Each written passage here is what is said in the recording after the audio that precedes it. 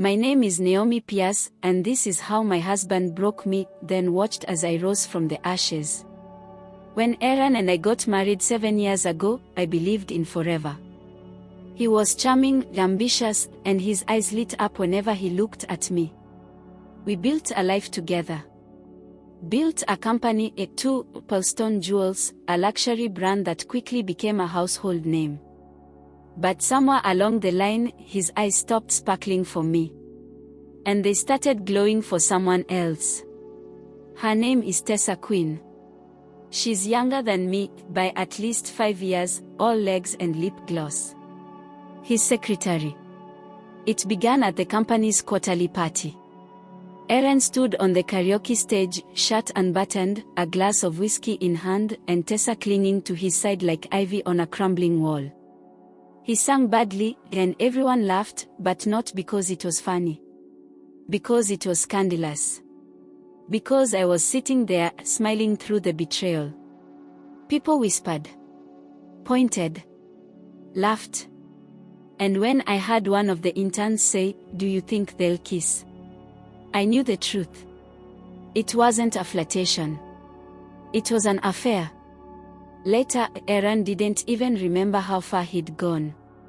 Or he pretended not to. The next morning, he walked into the kitchen and, over coffee, told me something that shattered me in a way nothing ever had before. "I want an open marriage," he said. I stared at him. What? You know, a freedom. To see other people. Maybe even have kids. My heart broke. We'd been trying for children for 7 years. We'd spent a fortune on IVF. Countless cycles. Failed transfers. Blood tests. Hormone injections. And now he was blaming me. Still, I begged him. Stripped myself bare in front of him, desperate to remind him that I was still here. That I still loved him. But he pushed me away. And when I agreed to his terms, just to keep the scraps of our marriage, he brought her home the next day. Tessa arrived with suitcases. Smiling. Wearing perfume that didn't belong in my house. Aaron introduced her like I was the intruder. "Naomi, meet Tessa. She's moving in." The humiliation didn't end there. They took my bedroom. Changed the food.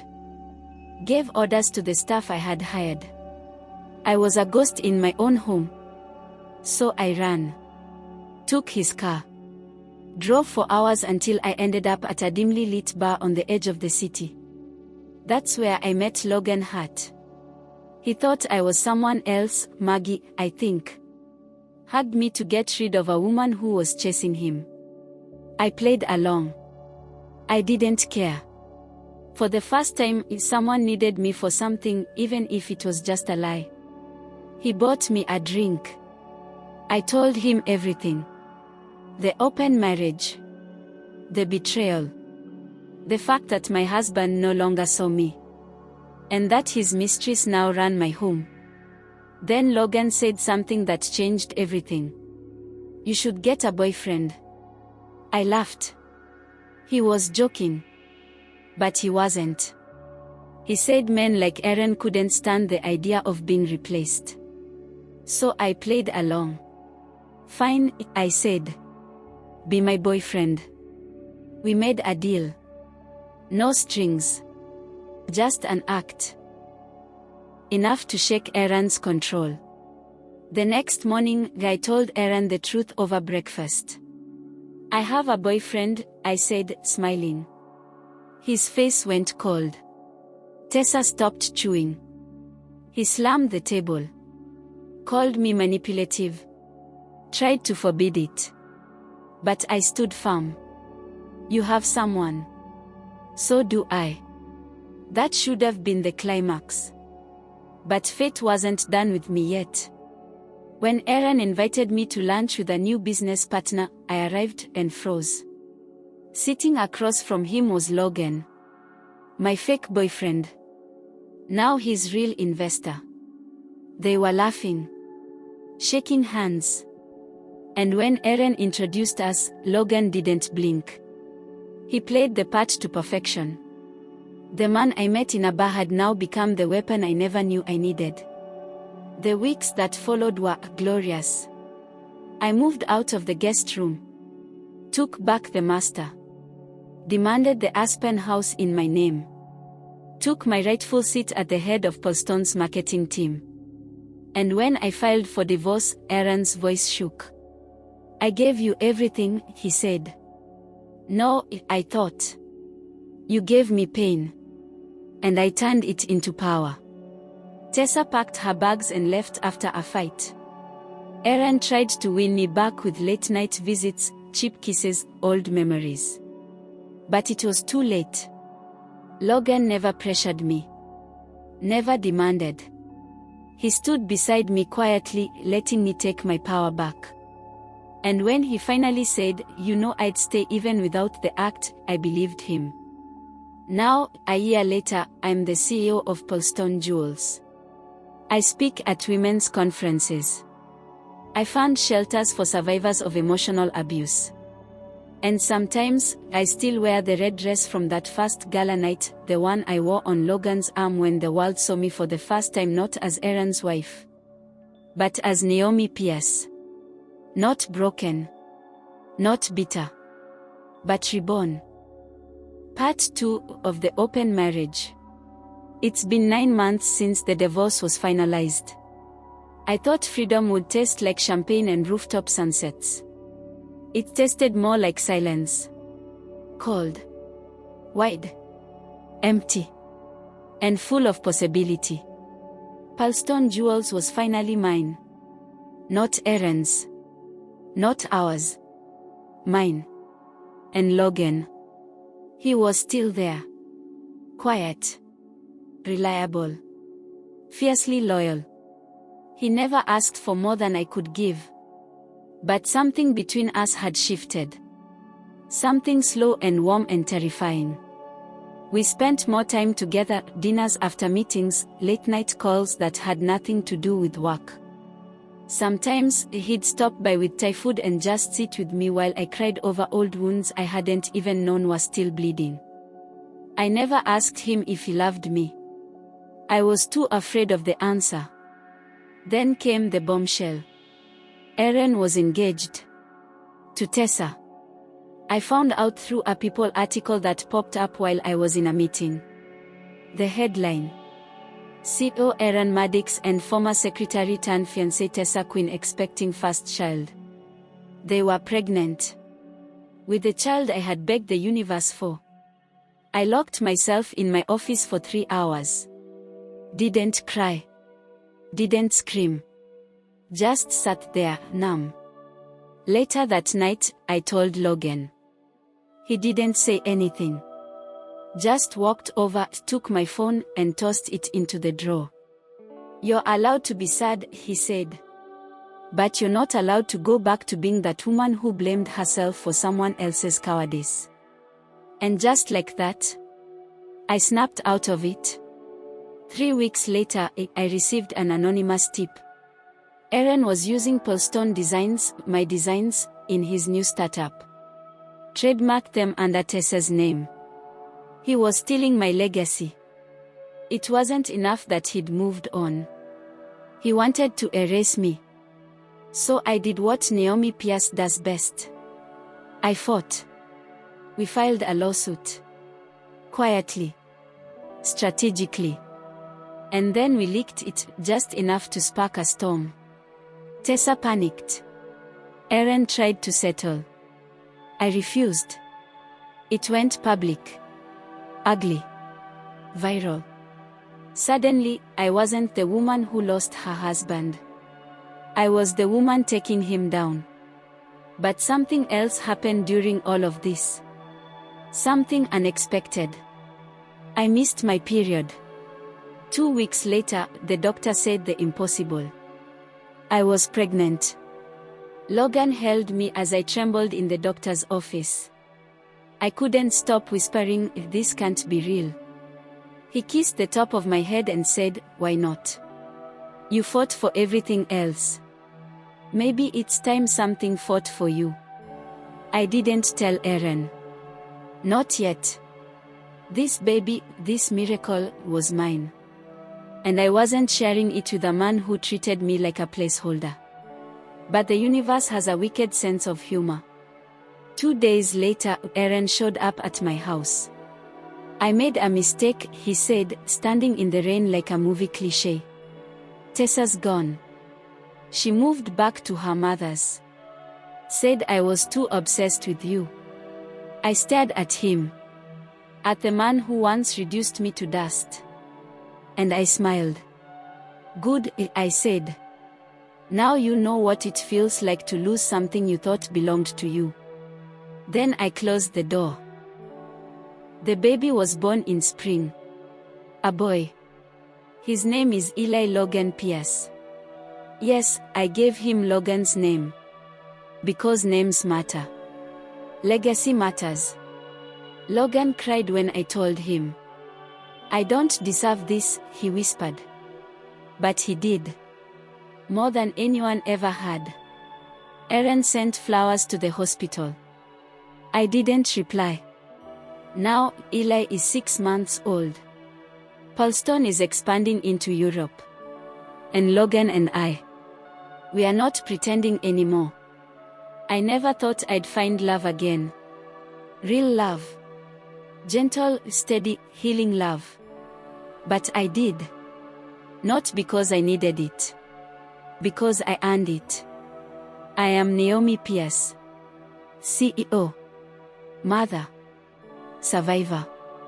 And no man will ever steal my crown again. It started with a letter. A formal envelope stamped with gold, delivered not to my office but to my home.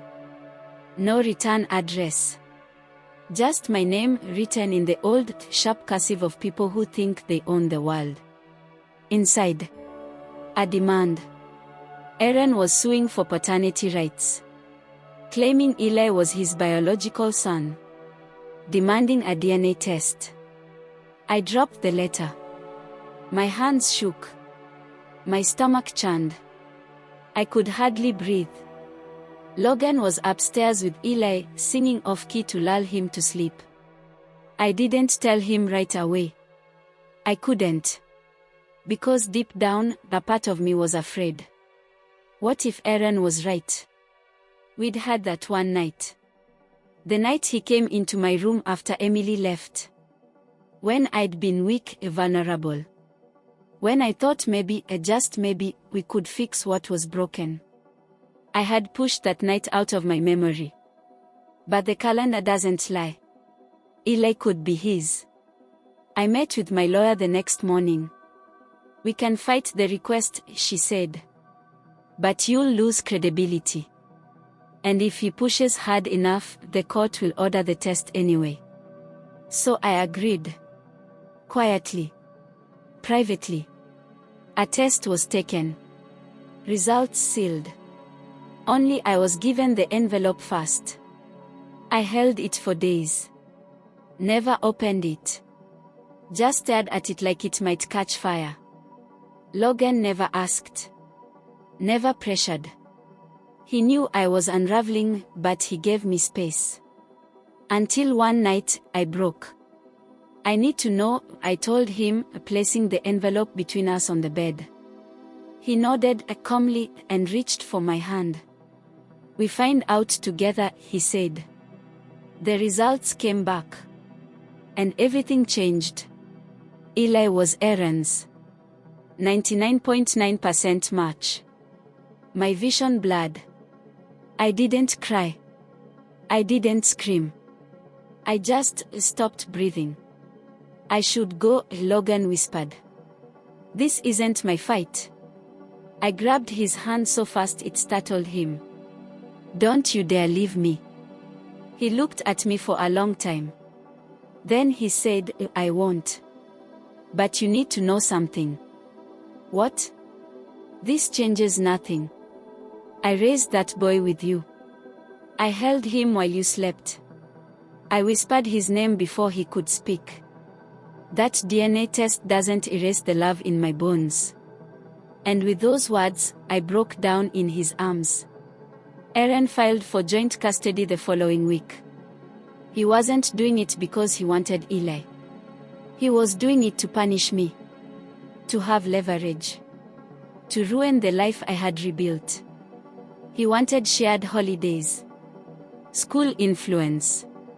Parental decisions. He wanted to be seen as the father of the heir to the Polstone Empire. But I was done playing victim. I didn't fight him in court. I fought him in public. We launched a foundation in Eli's name. A children's trust.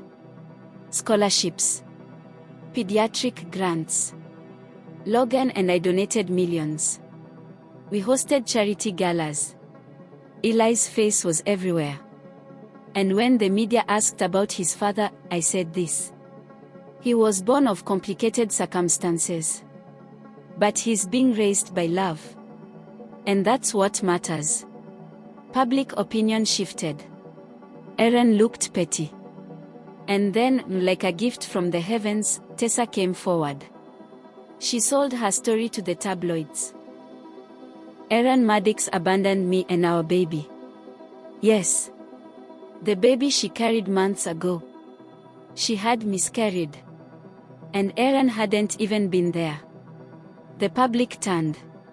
Fast. Polstone's stock soared. And Aaron's lawsuit crumbled. A few months later, Aaron sent a letter. No envelope this time. Just a folded note. You win. I'm stepping back. But know this, one day Eli will ask who I am. And I hope you have the courage to tell him the truth. I read it once. Then burned it. Because here's the truth. Biology made Aaron a father. But love made Logan a dad. And when Eli turns 5, I'll tell him. Your mother is a lion. Your father is a fortress. And you? You're the future they tried to destroy. But failed. Julie's stories 4. Eli was 10 when he asked me the question I had spent years preparing for. We were baking together, his idea. Chocolate chip cookies.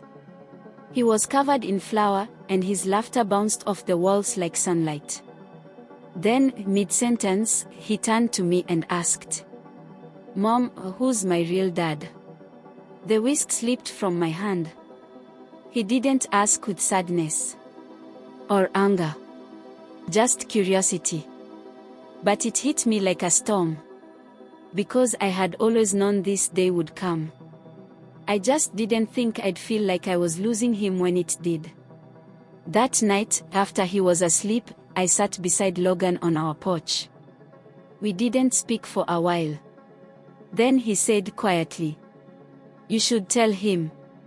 I looked at the man who raised Eli, who taught him how to swim, coached his soccer team, read Harry Potter to him every night when he was younger, and felt my heart crack. I don't want him to love me less, I whispered. I don't want him to feel confused. Torn. Logan turned to me, eyes soft. He won't. You gave him life. I gave him a name. But he was always going to want the full story. So the next morning, we sat Eli down. He was curled up on the couch in his favorite hoodie, gripping a mug of cocoa. I looked into his bright green eyes, Aaron's eyes, when told him the truth. That once, a long time ago, I loved someone who didn't love me back. That I was strong enough to walk away. That the man who gave him life didn't stay. But the man who stayed. That was Logan. The man who chose him every day. Eli was quiet for a long time. Then he asked the one thing I hadn't expected. Does he know about me? I nodded. Will I ever meet him? That one made my heart stutter. Weeks passed. Eli stopped asking. But the question haunted the air between us like a shadow. So I did something reckless. I called Aaron. I hadn't spoken to him in 5 years. His voice was older. More tired. When I told him Eli wanted to meet, he said nothing for a long time. Then, tell me when and where. The day of the meeting, Logan helped Eli pick out his shirt. He didn't come with us. He didn't need to. Eli hugged him goodbye, whispering, "You're still my dad." And Logan just smiled. Aaron looked like a stranger. We met at a quiet cafe. He wore a navy suit like he was attending a business pitch. Eli approached him cautiously. Aaron smiled, but it didn't reach his eyes. The conversation was awkward. Measured. Eli asked simple things: "What's your favorite color? Do you like Marvel movies?" Aaron answered politely. Distantly. He never asked about Eli's hobbies. Never leaned in. When we left, I asked Eli how he felt. He thought about it and said, "He seems nice. But he's not home." That night, Eli climbed into bed between Logan and me like he used to when he was 5. And in the darkness, he whispered, "I know who made me.